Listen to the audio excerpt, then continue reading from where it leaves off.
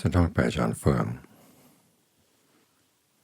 It's a tape-recorded talk that was given to one of his students who had reached an impasse in their meditation. Once the mind is firmly with the breath, you then try to separate the mind from its object, from the breath itself. Focus on this. The breath is an element, part of the wind element.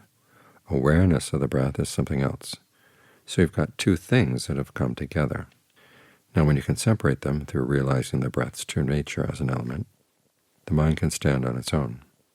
After all, the breath isn't you, and you aren't the breath. When you can separate things in this way, the mind gains power. It's set loose from the breath and is wise to the breath's every aspect. When mindfulness is full, it's wise to all the aspects of the breath and can separate itself from them. Now if it so happens that your mind is strong and your mindfulness sharp while you're doing this, that's when insight occurs. The knowledge will arise in that moment, letting you know that you've really let go. If your mindfulness is still weak, though, you won't be able to let it go. Only when your mindfulness is really resilient will you have mindfulness and insight arising together. This is something you have to keep contemplating whenever you have the chance. When you can separate the mind from its objects, it will be free from its burdens. So focus your attention right down in the area of the heart. Keep it focused there, and then observe the breath and what it is that's aware of the breath. Be as observant as you can, and eventually you see that they separate from each other. When they've separated, that gives you the chance to investigate further inside. And once you've investigated this one element, you find that what you learn applies to everything else. When you investigate the breath, you'll find that it's not a being, not a person, so what is there to latch onto? You can't latch onto it as yourself, or it simply goes its own way.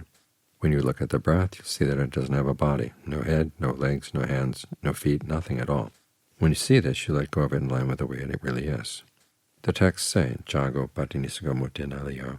You move out of the breath. You remove your concerns for it. You don't make it your home any longer, because it's not yours. You let it go in line with its original nature. You give it back. Whatever it's got, you give it back to nature. All of the elements, earth, water, wind, fire, and space, you give back to nature. You let them return to what they originally were. When you examine all five of these things, you'll see that they're not a being, not a person, not us, not them. You let them all return to their original nature in every way. This then brings us to the mind, what it is that's aware of these five elements. What is it going to stay with now? Turn your powers of observation on this knowing element that's now standing on its own with nothing else left. Examine it to see what's what, and that's when another level of insight will arise. If you want to gain insight that will let go of all things in line with their original nature, there has to be special realization that arises in the act of letting go. If there isn't this realization, your letting go is simply an ordinary, everyday label or perception. It's mundane discernment. But when this special realization arises in the act of letting go, the instant you let go, the result comes right back at you, verifying, certifying what's happened for what it really is. You know. You've let go. You then experience the purity within you. This is called transcendent discernment. When the realization arises within you, verifying what you've seen and what you've done, that's called transcendent discernment. As long as this realization doesn't arise, your discernment is still mundane. So you keep working at your investigation into things until all the conditions are ripe. Then when they're ripe, there's nothing more you have to do, for transcendent discernment penetrates things completely, the very instant it arises.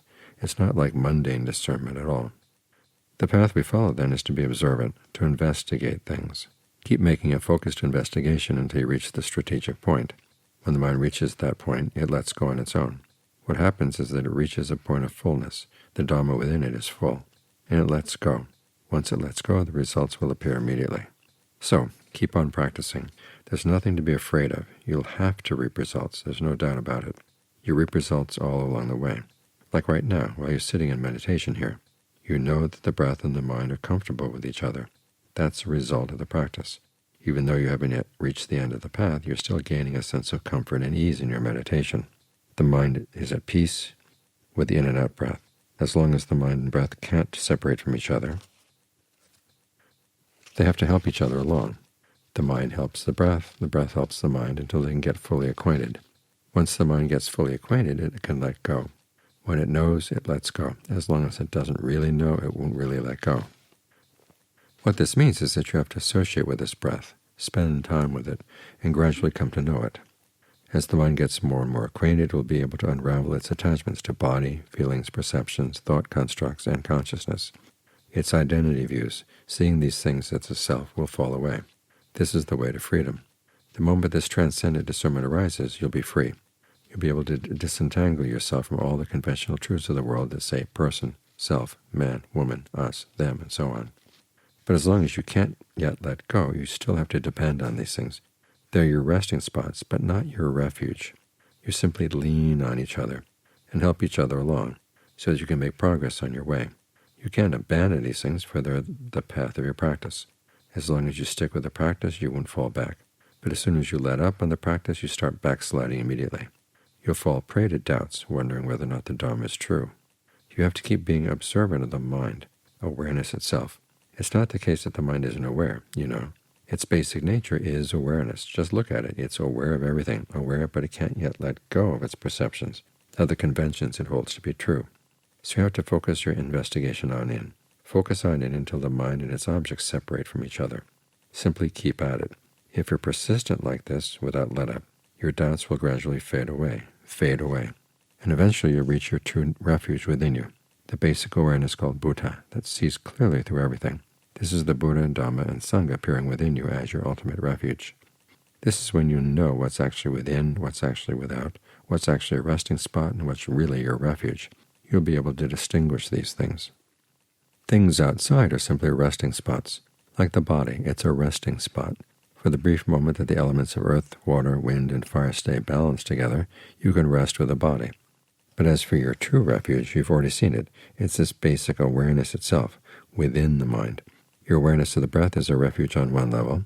When it separates from the breath, it's a refuge on another level. And as for your true refuge, Buddha, that's the awareness that lies further within. Once you realize that's all there is, it's sovereign in and of itself. It knows clearly and truly all around. That's the true refuge within you. As for things outside, they're just temporary supports, things you can depend on for a little while, like a crutch. As long as there's the breath to keep them alive, you make use of them. When there's no more breath, that's the end of the problem. The physical elements separate and no longer depend on each other. So the mind returns to its own true refuge. And where is that? Just where is that Buddha awareness? When we've trained the mind to be its own refuge, there'll be no sorrow at that moment in this meditating heart. The Buddha's own search was for this refuge. He taught all of his disciples to take refuge in themselves, for we can depend on others only for a little while. Other people merely show us the way. But if you want what's really true and good in life, you have to depend on yourself, teach yourself, train yourself, depend on yourself in every way. Your sufferings come eventually from you, your happiness eventually from you. It's like eating. If you don't eat, how are you going to get full? If you leave it up to other people to eat, there's no way you're going to get full. If you want to be full, you yourself have to eat. It's the same with the practice. You can't let yourself latch on to things outside you. Things outside are inconstant, impermanent, undependable. They change with every in and out breath.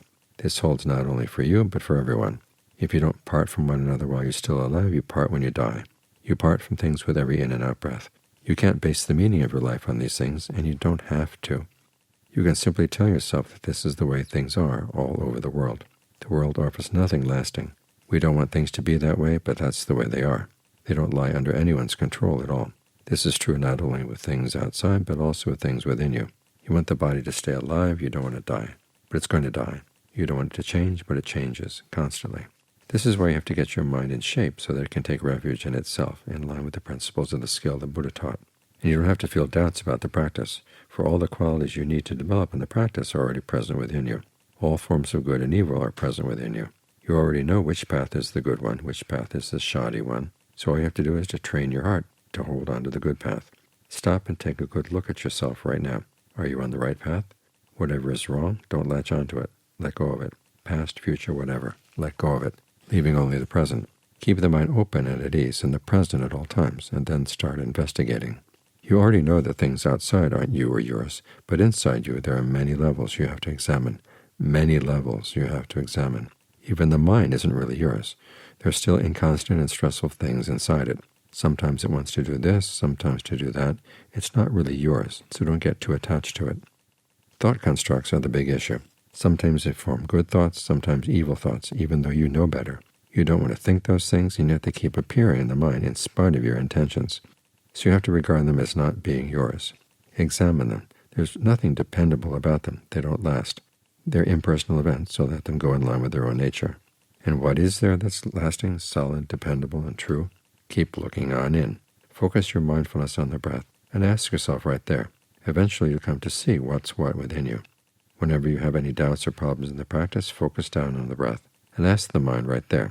And understanding will arise to loosen up your wrong views and help you pass your impasse. But even this understanding is inconstant, stressful, and not self. Sabbe Dhamma. Everything that arises, the Buddha said, is inconstant and not self. Even the understandings that arise in the mind aren't constant. Sometimes they arise, sometimes they don't. So don't get too attached to them. When they arise, take note of them, and then let them follow their own course. Let your views be right view, i.e. just right, not going overboard. If you go overboard with them, you latch on to them tight, and then they turn wrong on you, for you've lost sight of what you're doing. What this all boils down to is that the more mindfulness in your practice, the better. As your mindfulness gets more and more mature, more and more complete, it turns into something transcendent. The transcendent discernment we mentioned above arises from the power of your mindfulness as it becomes more and more complete. So keep training your mindfulness until it's great mindfulness. Try to keep it constant, persistent, and focused until you see all things for what they are. That's how you progress in the Buddha's teachings.